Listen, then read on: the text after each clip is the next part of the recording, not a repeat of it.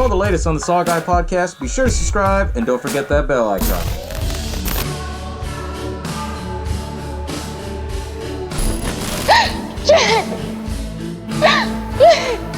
Welcome to the SaWGuy podcast. As always, y'all know, I am the SaWGuy. And Merry Christmas, Happy Hanukkah, Happy Kwanzaa, and Happy Holidays all together. It's the holiday season. I'm in a great fucking mood. I even brought back an old friend of mine, Misery the Pig. Everyone keeps asking me, how come you haven't brought back Misery the Pig yet? It's the Christmas season. Well, Misery's back. And of course, I am talking about another Stephen King film this time because, you know, this is a Christmas film to me. And we're going to be talking about episode 56, The Shining. Ooh. So sit back, relax, have that pumpkin pie, that turkey, that Stanley rib roast. Make sure you save me a slice, otherwise I'm gonna come busting down your door. Hello, and welcome to the SaWGuy podcast. I ain't no fucking clown. That is better. Now clear your minds. He knows what scares you. I'm just gonna bash your brains. What the hell? The boogeyman is real, and you found him. What do you want?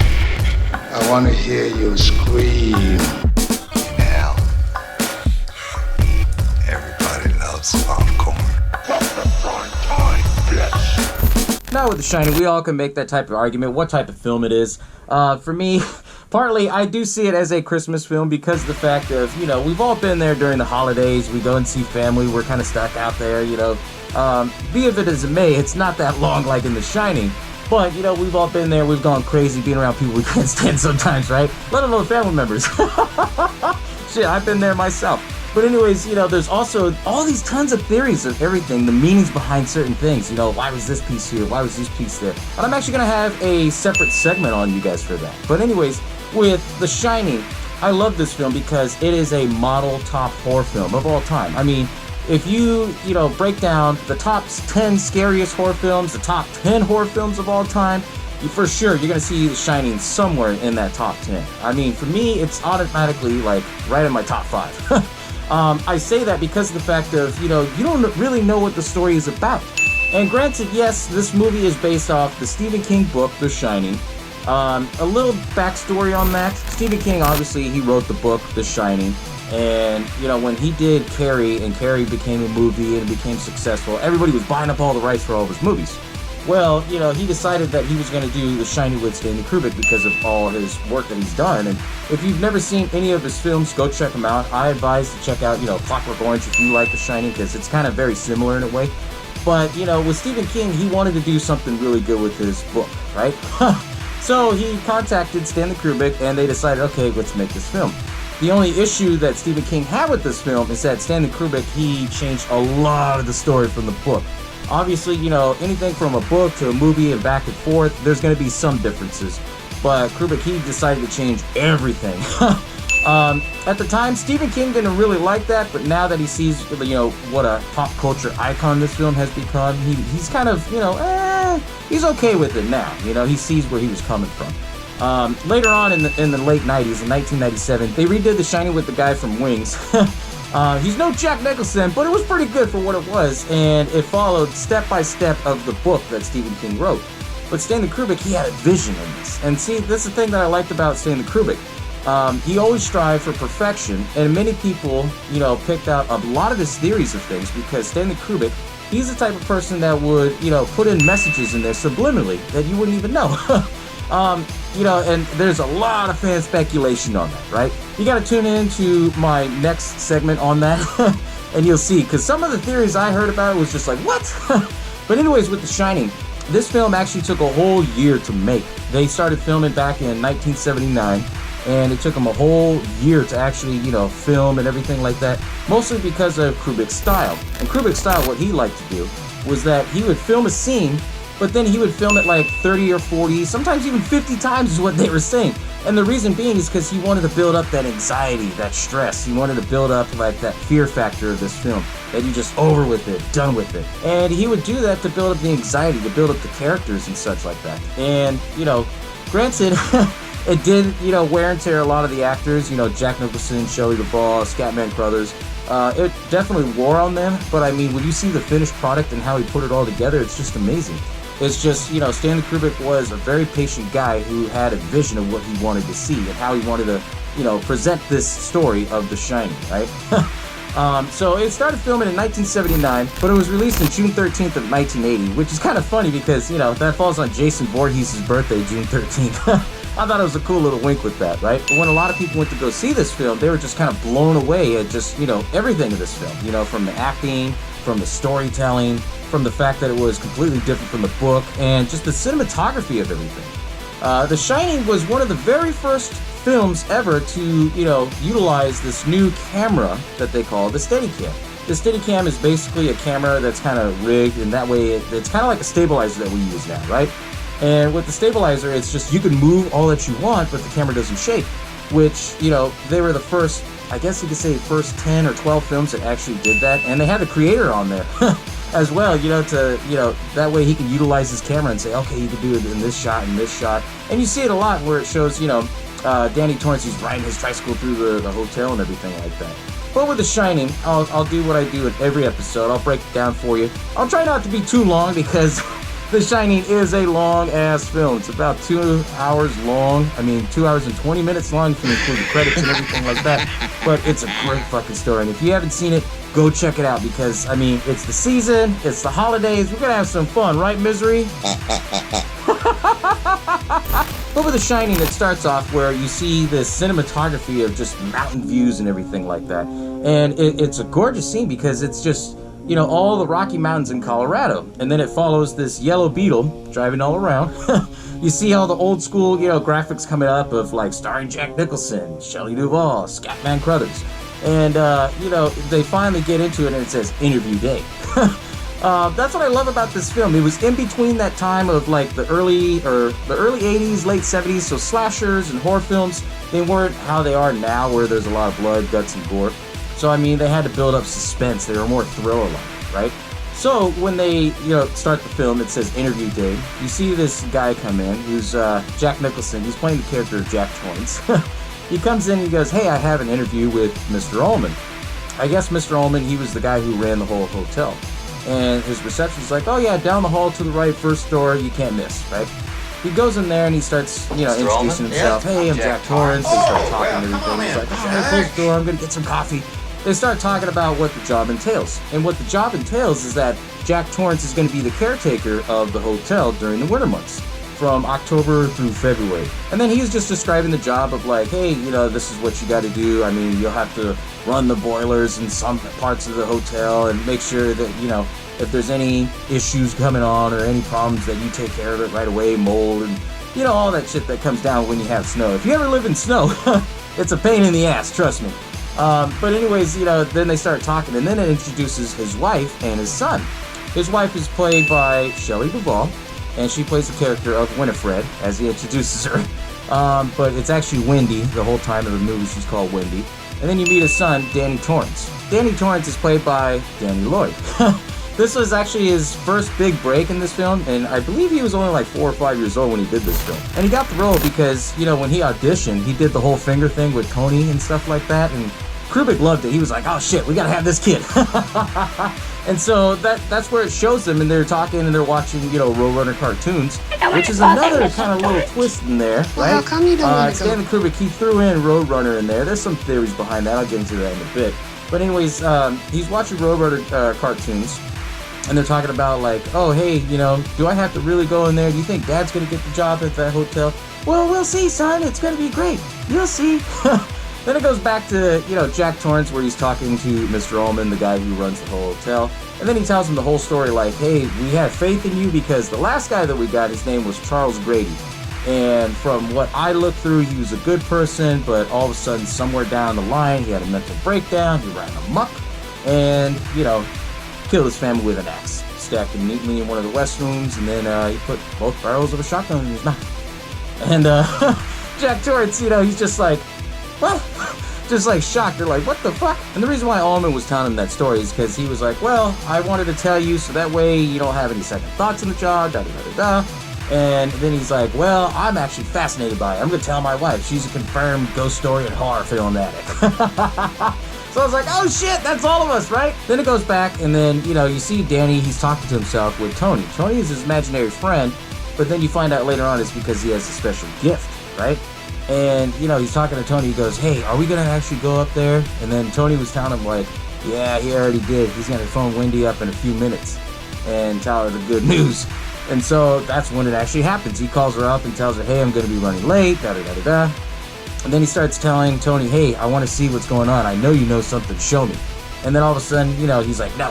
He's like, come on, Tony, show me. And then it shows all the flashing of, like, later on what happens in the film.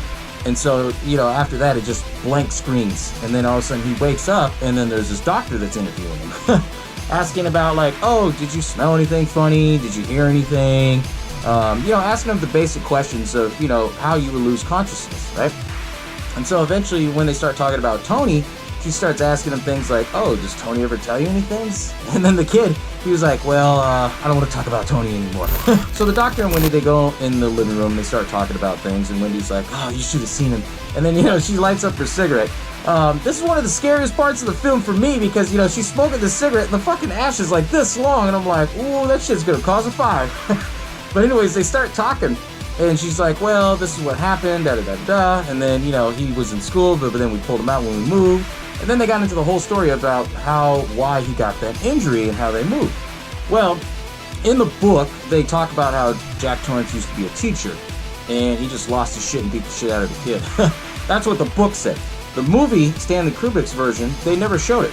The TV miniseries, they did show it. But anyways, then they start talking about Danny's injury and how he dislocated his shoulder. And she was talking about how Jack Torrance, he was a heavy drinker and stuff like that. And one night he came home late and he saw Danny was messing with papers, and he went to pull him up and snapped his shoulder. And after that, she said, well, he decided that, he wasn't going to drink, and if I do, you can leave me. And then this thing really put the nail in the coffin for me. And she's like, and it's been 6 months and he hasn't had a drop of alcohol. And I'm just like, what? Like, this happened all recently? Like, in 6 fucking months? Like, you're crazy. And so, eventually, then it just cuts out to a different scene where it says closing day, right? And so it shows Jack Torrance, Wendy, and his son Danny. They're all, driving down in their VW bug up through the mountains. And then they have this conversation of like, oh, I can't wait till we get there. We must be really high in the mountains. And, finally they get there. You see Jack Torrance, he's sitting on the chair, just kind of lounging around, reading the magazine. Interestingly enough, I thought this was fucking funny. If you actually pause that scene and zoom in, Jack Nicholson's character, Jack Torrance, he's reading a magazine of Playgirl. I watched this movie probably about 10 times this whole week just to research this for this episode, and I was like, what the fuck? He really is reading Playgirl. And then he meets Mr. Ullman, and then he's like, oh yeah, let me give you a tour of everything before we head on out, and everybody's all heading on out, so it's all crazy and hectic and shit like that. And then he's like, okay, well, let me round up my family because, my son's in the games room. So it shows, Danny, he's throwing darts on the board and shit like that. And then all of a sudden it starts playing this weird music. Stanley Kubrick, he never used any music, but he used like sounds, like violins on high pitched and, little random sounds and shit, right? And so as Danny's pulling all the darts out, he sees these two young girls, and it's kind of reminiscent to what Mr. Ullman was saying about, how Grady had 2 daughters. And they weren't twins or anything. That's the misconception of this film, is that everyone says, oh, they're twins. But Ullman said that one was 8 and one was 6, so they were close in age. But apparently they were twins, right? And so anyways, it shows that, they start going through different parts of the hotel and everything. They start introducing themselves. Then they finally go and look around into the Colorado Lounge, because the Colorado Lounge is actually based off a hotel known as the Ahwahnee Hotel in Yosemite. I think it's pretty cool because, I live in Fresno, so I'm a stone throw away from the Ahwahnee Hotel. And I remember seeing it a couple of times, but I never thought, 2 and 2 together, like, oh shit! They actually took pictures of what the hotel looked like, and they built sets that matched completely everything of the Ahwahnee Hotel, including the Colorado room. So as they're going through, you see all these native Indian artifacts. They start making comments about it and everything. They start going in, to the different rooms, and kind of looking around everything like, oh, this is the hallway where we have this, and all the presidents stayed here, and there's all the pictures. They finally go into the Gold Ballroom, and they start talking like, oh yeah, we can have a party in here. And Ullman, he was just like, well, we, unless you brought your own booze. Then you see Jack Torrance, he's like, we don't drink. he's like, well, you're in luck then, you know. And then that's where you meet Scatman Crothers' character, Dick Halloran. Dick Halloran in this film, he's actually the cook. And, you know, he introduces himself, they start talking, and then all of a sudden, out of the blue, she's just like, hi, Danny, you know. And that's when the secretary or the assistant, she comes in, she's like, oh, he was looking for you outside. And, you know, they're kind of teasing Danny and everything like that. Oh, did you get done bombing the universe? Yeah. You know, the parent thing, right? And so anyways, Ullman, you know, he tells Dick Halloran, he was like, okay, well, you want to take Mrs. Torrance and their son and go through the kitchen and kind of show her around, and I got to go talk to Jack about some of these other things over here. And, you know, he's like, oh, yeah, okay. What's cool about Dick Halloran, his character that's played by Scatman Crothers, if you grew up back in the day watching the old school Cartoon Network, he's actually the voice of Hong Kong Phooey. I didn't know that shit. I thought it was interesting because I was, you know, researching for this episode. I was like, I know he's in another film. I recognize his voice somewhere. He was fucking Hong Kong Phooey. It was pretty cool. So anyways, they're going through the kitchen and everything like that, and, you know, they recite word for word from the book where it's like, oh yeah, the kitchen's so big, I'm gonna have to leave a trail of breadcrumbs every time I come in. And, you know, he's just like, it's just still nothing but a kitchen. So he goes in and he shows her the freezer and everything. You can eat a whole meal in here for a whole year and never have the same thing twice. No. So he shows her the freezer and everything like that. And then he goes in and he's like, okay, now we're gonna come into the dry goods. We got dried peaches, dried apricots, dried hams. You know, all that random shit. And as that's going on, then all of a sudden, you know, he starts looking at Danny, and then I guess he uses his shining power and he tells him, hey, how would you like some ice cream, Doc? And that's the thing is that, you know, he kept calling him Doc, and so Wendy's like, wait a minute, how do you know when we call him Doc like the Bugs Bunny cartoon? Oh, I might have heard you guys say it. Well, I don't remember saying that, you know? And he's like, well, he looks like a Doc, right? And then that's when Ullman and all them group up and everything, and then he's like, oh, hey, you know, that's fine. If you want to go and take Mrs. Torrance, I was just going to get to the ice cream. Do you want ice cream, Doc? Yeah, sure. So they go away and they have their own, you know, little segment and stuff like that. Then it shows Mr. Ullman still giving a tour around everything. You know, he shows them the maze, he shows them the snow cat, and, you know, tells them basically like this and that about the place. And then eventually you see that Dick Halloran, he's sitting there and having ice cream with Danny, and then he starts talking about the shining gift. And then that's when he starts talking to Danny and says, you know what I'm talking about, don't you? I can remember having conversations with my grandmother without ever opening our mouth. She called it shiny. And just for a long time, I thought it was just the two of us. And then he asked him, so how long have you been able to do it? And the whole time, Danny Torrance, he's not talking, he's just staring at him. He's like, why don't you want to talk about it? And then, you know, Danny Torrance, he says the most kid thing. I'm not supposed to. Makes me think of Family Guy sometimes. And then he's like, who says you ain't supposed to? Tony. Well, who's Tony? Tony's the boy that lives in my mouth. Is Tony the one that tells you things? Yes. Has he told you anything about the Overlook Hotel? Some things. And then he starts telling him, like, you know, about the whole gift of the shining, that some people shine, some people don't. And he thinks that, you know, places are the same thing. And then he was talking about the Overlook Hotel, how it's been around so long that not everything that's happened at the Overlook Hotel was good. And then Danny starts asking him, oh, you're scared of this place, huh? He's like, no, I'm not scared. He's like, then what's in room 237? He goes, room 237? He's like, you're scared of that room, huh? And he's like, well, there ain't nothing in that room, but you ain't got no business going in there anyway, so stay out. You hear me? Stay out. And then it flashes forward into, you know, here it's already the first few weeks and everything like that, and then it shows that Wendy's already very comfortable there. You know, she's pushing the cart through the whole fucking hotel and everything like that. She made breakfast for Jack. She goes in there and she's like, okay, you gotta get up and, you know, it's beautiful outside. I made you breakfast, eggs sunny side up. And they have a conversation where, you know, she's like, hey, I'm really liking it out here. And he's like, you know, I'm having my weird sense of deja vu. You know, I mean, we've all had deja vu, but this is weird. Like, I've already been here before. Ooh. You know, and it kind of flashes forward to how they're adapting to this life, you know, caretaking for this hotel. And eventually it shows that Jack, he is working, and then it shows that Danny, he's kind of playing with his toys in different parts of the hotel, and Wendy, she's doing actually all the work. And I thought that was kind of funny because this whole story was just about, you know, Jack Torrance, he was going to take care of the hotel, but he ends up not. Then eventually it gets into, like, other random days. So it starts going into, like, okay, Tuesday. And it shows Shelley Duvall, she's making dinner and everything like that for all of them. she's watching the TV and stuff like that, and it says, oh, well, it looks pretty now, but tomorrow there's going to be snow coming in. And so that's what she eventually goes and bugs Jack when he's typing. And it's funny because, he's typing on the typewriter. And Stanley Kubrick, the way that he is that he piped in sound, so it actually sounded like he's really typing on a specific typewriter, which is really cool. But anyways, she goes in there, and it makes that sound effects, when he's doing the typewriter. And he's like looking at her, and then she's like, hey, hon, the weather forecast says it's gonna snow. And, he looks at it and he goes, well, what do you want me to do about it? Fucking Jack Nicholson, he was amazing in this fucking film. And so, she's like, well, I thought you wanted to, take me out and everything like that. And he's just like, well, I don't mind, but, I'm working. Anytime you hear me working in here, whatever I'm doing in here, that means I'm in here, I am working.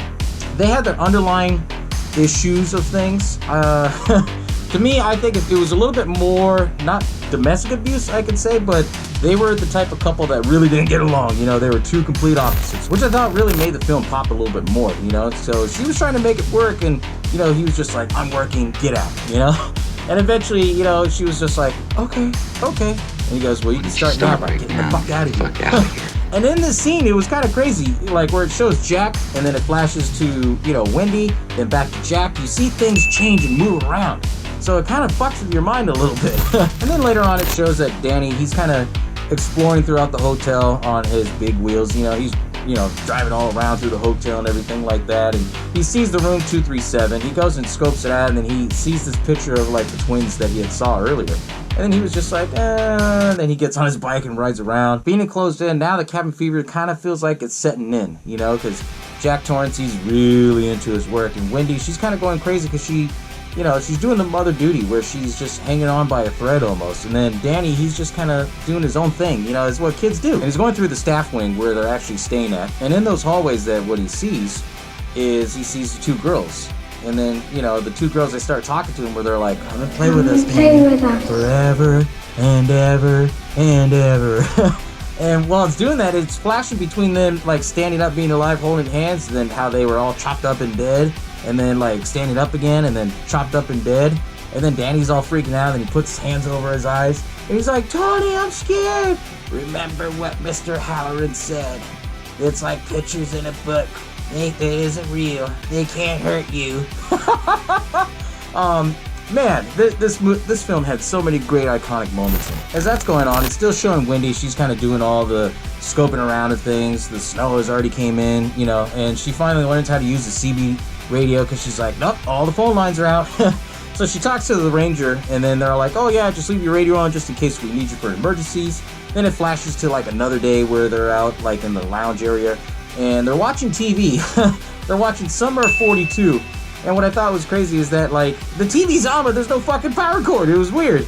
And then Danny, he was just like, well, I want to go in the room and go and get my fire engine. And then Wendy's like, well, your dad's asleep. I promise I'll be quiet. Okay, just get it and make sure to come back because we're going to have dinner.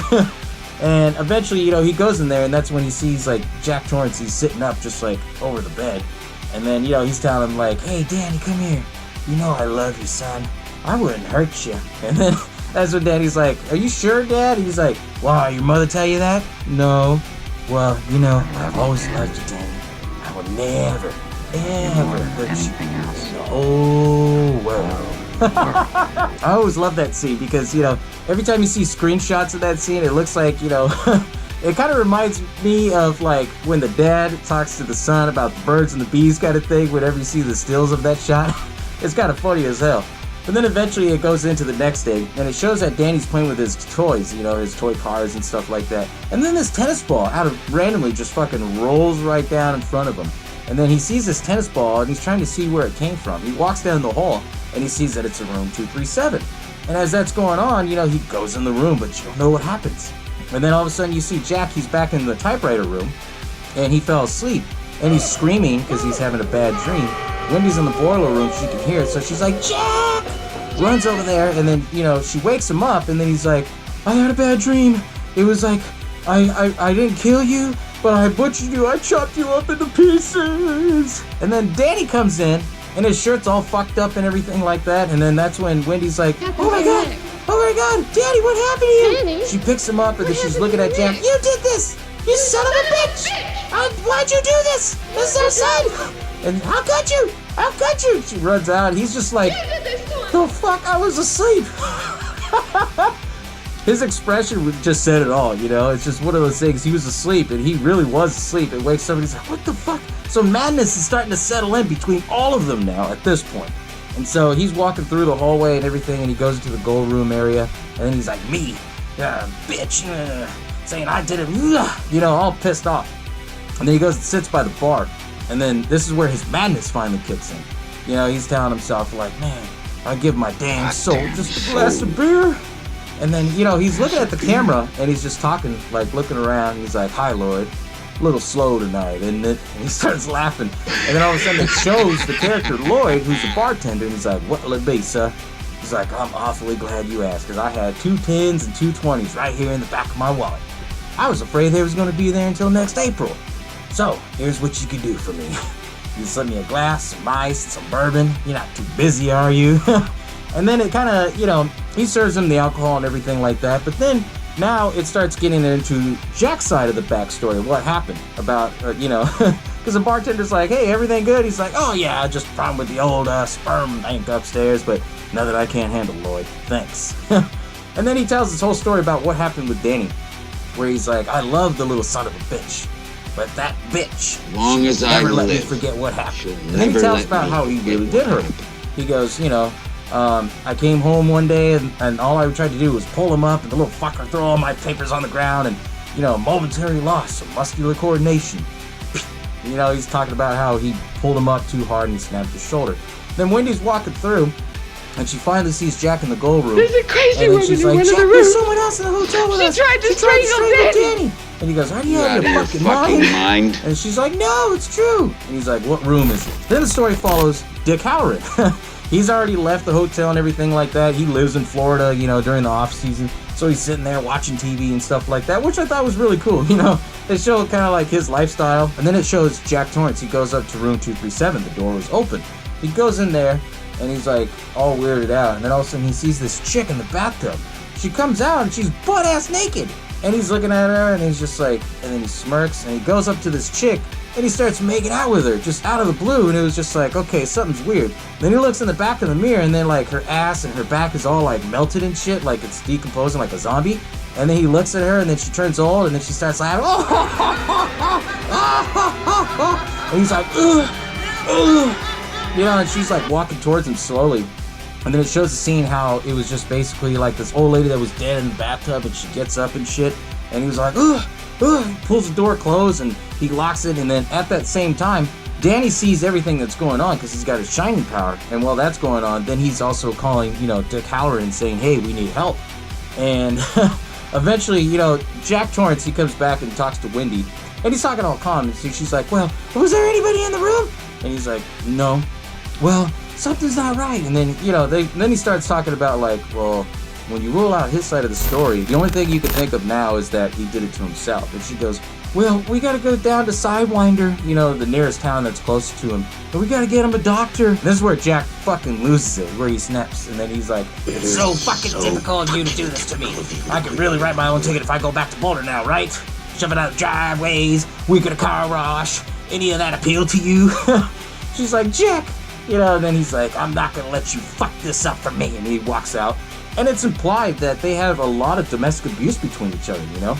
It's more or less like they're a couple that's just hanging on already by a thread before they went into the hotel. And they never really explained it. The book explained the fact that it was because, you know, he was a mad alcoholic. She was kind of like the damsel in distress, where she, you know, stayed with him because she loved him, but she put up with a lot of his bullshit. And so, you know, it shows that Jack, he storms off and everything like that. Dick Halloran, he's trying to call all these places, he can't get a hold of them. So finally, you know, he calls the ranger and then he says, hey, can you call the radio out there and see if they're okay? As Jack's walking through, he hears the radio, he goes in, he takes the radio apart and pulls all the clips out, you know, all the fuses. He goes back to the gold room and they have a full-on fucking party going on, right? So as this party's going on, you know, he gets his bourbon and everything like that, and then he tells it, he goes, well, I'm the kind of man who likes to know who's buying whose drinks there, Lloyd. Oh, it's not a matter that concerns you right now. At least at this point. And he's like, okay, So, he's going around the ball and everything. He's having a good time. And his butler bumps into him and he's like, oh, I spilled avocado on you, sir. Let's go in the bathroom and I'll clean it up with some water. Because he had a British accent. I can't do a British accent. And then, he's starting cleaning everything off on him. And then eventually he tells him, oh, my name is Delbert. Delbert Grady, sir. And then he's like, Grady? He's like, weren't you the caretaker here? Haven't I seen you He's like, no, sir, I'm not the caretaker. And then he's like, you were the caretaker. And he's like, I seen your picture in the papers. You chopped your wife up and daughter in little bits, and then you blew your brains out.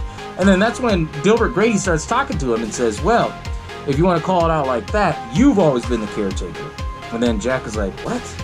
And then, that's when he starts telling him about Danny having an important gift of, doing The Shining. And they're all like, oh, he's trying to bring in an outsider to this party. He's like, who? He goes, a cook. He goes, a cook?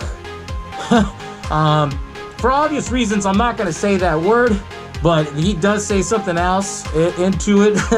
But he does say that, and I was just like, whoa, okay, this is kind of brutal right there, right? Just the dialogue of it in itself. And that's when it shows Wendy and Danny, they're watching TV and everything like that, and she tells Danny, okay, stay in the room, I'm gonna go and see what's going on out there. Okay, and then she has a fucking baseball bat. They never explain where the fuck she got the baseball bat from, but she's walking around with this baseball bat.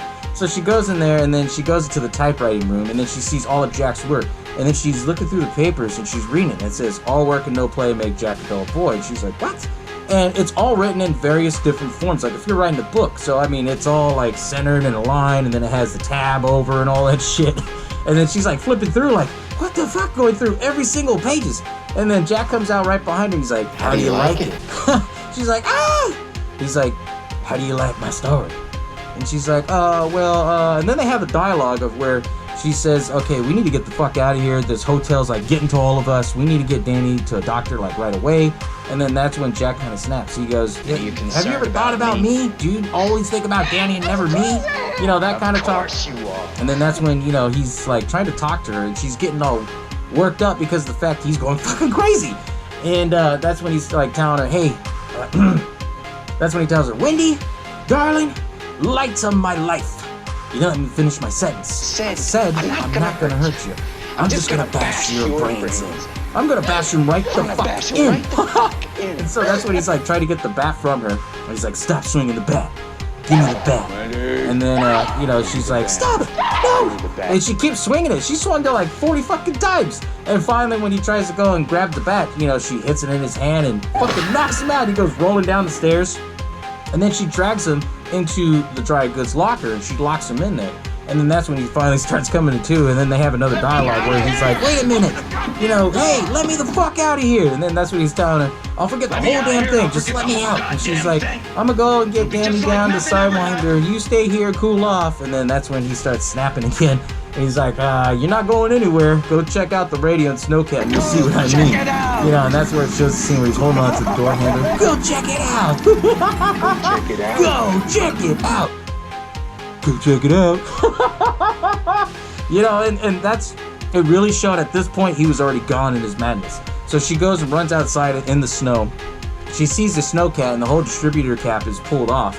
The Snowcat is very similar like a car. Distributor cap is the cap that goes on for firing the fuel injectors. If those cords are cut, you're fucked. There's no way of soldering that shit or taping it back together. But then it shows, the whole story of Dick Halloran where he's already on the airplane back. He finally gets into Denver. He calls up his buddy. He says, hey, I need a Snowcat out there. I need to go up to the hotel. And they're asking him, why the fuck you need to go to the hotel? They got somebody up there. He's like, well, they found out that they're real assholes and somebody needs to go check on the hotel. And so he eventually gets the Snowcat and it shows his journey going through in the Snowcat driving all around. And while that's going on, Danny wakes up and he has this weird voice and he's like, red rum, red rum. And he starts writing red rum with Wendy's lipstick on the door. And as that's going on, Jackie was asleep inside the dry goods room. And then he's waken up by Delbert Grady. And Delbert Grady says, hey, your wife is stronger than we imposed. Maybe you don't have the guts to finish it. And he goes, oh, only momentarily. You let me out, I'll finish the job. And then he's just sitting right there.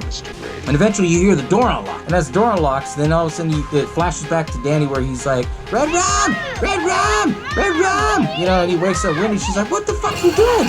And all of a sudden she sees in the mirror, red run spelled backwards means murder. And all of a sudden you hear this banging on the door, and it's fucking Jack Torrance with an axe, the same exact axe. He's fucking tearing it through. Whack, whack, whack. And then he opens it and he's like, Wendy, I'm home. I'm home. He gets in there. They go in the bathroom, they lock the door and everything. She opens the bathroom window, she sees there's like all this snow and shit. She puts Danny through and she's like, go, run, hide. And then that's when Jack finally snaps, where he's like, little pigs, let me come in. Not by the hair on my chin. Well, now huff, and I'll puff, and I'll blow your house in. And he fucking rips right through the door. Interestingly enough, that door scene took 60 fucking takes. And the reason being is because they didn't know that when Jack Nicholson served in the army, or in the military actually I should say, he served in the military, he was a volunteer firefighter, so he knew how to use an axe to tear down through a door. They made these doors like out of plywood, cheap little plywood, so every time that they filmed it, he'd break through the door so easy. It got to the point where Kubrick was just like, fuck it, put a real door in there and let him have at it. And it took him 60 fucking tries to finally get that. So when they finally got the right try, he busted in through the door and he sticks his head out, and it's the most iconic thing out of this whole fucking movie. He sticks his head out and says, here's Johnny. And, you see Wendy, she's freaking out every time that he's breaking through, and eventually he puts his hand through and she has a knife, and they stop for a second, then they hear the snow cow. And then, that's when they knew something was up. Jack goes looking all around. Wendy, she's all looking all around, and she starts to kind of start seeing all the madness happening, and so you don't know if this is a ghost story or if this is just plain madness playing out in their head or what. Then eventually, Dick Halloran, he comes in, hello, he's like screaming it like in the main hallway. He gets to a certain point of the hallway, and then all of a sudden you hear Jack Nicholson come out where he's like, oh, and he fucking puts the axe right through his chest. And as that's going on, Danny can see this with his shiny heart, and he's screaming, oh! And then that's when Jack, he gets up, he pulls the axe out and everything like that. Danny boy! Danny! And Danny, he comes out of the hallway, because he was hiding in the cupboard, I guess like in a cabinet or something. And then he starts running through, and he leads this whole cat and mouse, chasing game with Jack. And so Jack is following him, and he's got a bum leg, from falling down the stairs and shit. So he's chasing them all around, and as that's going on, then you see Wendy trying to get out of the hotel, and she sees all this crazy shit happening. She sees Dilbert, or I guess it's Dilbert Grady, but it was supposedly one of the guests, where, he looks at her, his head was split open, you can see shit coming out, and then, he's like, great party, isn't it? And she's freaking out. She goes up through the stairs, and she sees this dude, and this other, person dressed up in a bear outfit, they're kind of getting a little kinky, and then they start staring at her, and she's like, what? Freaking out. She goes down into the waiting area, and she sees that it's all a bunch of dead skeletons and everything, all cobwebs and shit. She's flipping the fuck out. She eventually gets out, and when she goes outside, that's when, you see Danny and Jack, they run outside and they go through the maze. And, they're running through the maze and everything like that, and Jack's like, Danny boy, where are you? Danny! And I thought it was pretty cool that Danny was smart enough to where, he went through and he knows the whole maze. And then after that, he stopped, backtracked on his footprints, and then he, covered them all up, and then he hid until Jack got more into the maze and got lost. Then he found his way out, and when he found his way out, he ran to his mom, and they hugged and everything. They got in the snowcat and left, and then Jack is all freaking out. Daddy, I love you. Right? Then it shows that it's the next day, and he was sitting there, and he fucking froze to death. And it shows that he's actually frozen, just like, And I thought it was pretty interesting. And so, then it has one last scene in this film. It goes right back to the hotel, and it's zooming into all the pictures, right? Little by little.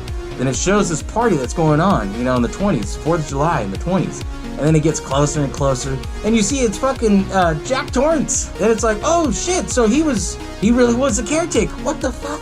Like, it was weird deja vu, and then the film ends. And, with The Shining, it's got so many of these different theories. Like I said, I could do a whole episode just on the theories alone. But I'm going to give you guys a segment on that. Interestingly enough, like I said, it's just this whole film, it doesn't really know if it wants to be a ghost film or a cabin fever film. Because there's so many different things that play with this, and all the behind the scenes stuff, with Kubrick and how his style is.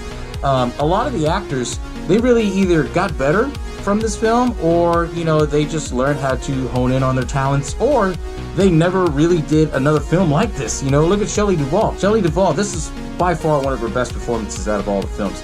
I know everyone's going to make the argument and say, well, she was better in this film than that film. No. The way how Kubrick got her to have that vulnerability feel, like she was on edge the whole time, it shows right through in this film, you know? Jack Nicholson, the fact that he was just this normal plain guy and then he goes into crazy madness, he turned around and used it and obviously became, you know, one of the most iconic villains of all time with Joker, right? Scatman Crothers, you know, he went on for a few more years to do some other films, and then he did Hong Kong Phooey still and a bunch of other characters. But he retired soon because he was up there in age. You know, he was pretty old up there at that time. But Kubrick, you know, he still made a couple more films after, you know, The Shining. And then eventually, you know, he passed away in early 2000, late 90s, you know, right before his last film came out, Eyes Wide Shut. But, you know, what's interesting about this film, it's... I say it's a model horror film because it builds up all this suspense. And if you think about it, it doesn't really show anybody getting killed off other than Dick Hallorann. And out of all the characters, it just built up to this big old ghost story. And you really can't, I guess you can't say it's a ghost story because of the fact of, you know, they're out in the middle of nowhere, no civilization, nothing, but they have everything there and they just, you know, we're having cabin fever. Everyone can make this argument with it. It could be a cabin fever movie. It could be a ghost movie. There's other hidden meanings behind this, you know? For me, personally, I see this film as more of a supernatural. And the reason why I say supernatural, and I'm going to take it way back to my very first episode of SaWGuy podcast, was because of the fact that it entails and stuff that is the unknown, you know? Less is more is what's scary. The Alfred Hitchcock thing. And, you know, Stanley Kubrick, it was a huge Alfred Hitchcock fan. I mean, you could see it all through The Shining. Less is more. You know, it builds up, and then it shows the scene away, and then eventually, it lets your imagination run wild. But as this film being a top model film of horror films, oh yeah, for sure, this has got to be the top model film. This is up there, right up there with Exorcist and, you know, the original, I guess you could say, Texas Chainsaw, you know, the birth of slasher films. Because of the fact that it's so iconic, it was the very first one. And there's been films that try to do The Shining, but kind of not. And, you know, interestingly enough, they made a sequel to this film from the book, Dr. Sleep. I haven't checked it out yet, but if you've seen that film, let me know in the comments below. I'm anxious to hear what you guys' thoughts were on that. But anyways, with The Shining, it's just so many people try to make that same sense of style, but with the way that Kubrick does his work, I mean, I don't think there ever is going to be another film that's closely related to any of his movies or, you know, The Shining. Because of the fact of, you know, Kubrick, he would film scenes so many times to get people into character for one, you know. Not so much of like, hey, act like this scene, here's Johnny, you know. But he would have him do it so many times that eventually he's like, here's Johnny, you know, and really get into character. It was just one of those once-in-a-generation films that can still live on from 1980. That's close to already, 40-plus years. And this film is still one of the scariest ones of all time. But thank y'all for tuning in for episode 56 on The Shining. I hope y'all are having a great and safe holiday, Christmas, Hanukkah, all that good shit, right? And thank y'all to everybody that supported the SaWGuy podcast. Whether it be a like, a tweet, a follow, you subscribe to me on YouTube. I appreciate all of that because year 3 is right around the corner, and year 3 is going to be another great year of the SaWGuy podcast. So thank y'all for tuning in, and I'll catch y'all next time, as always. Bow down to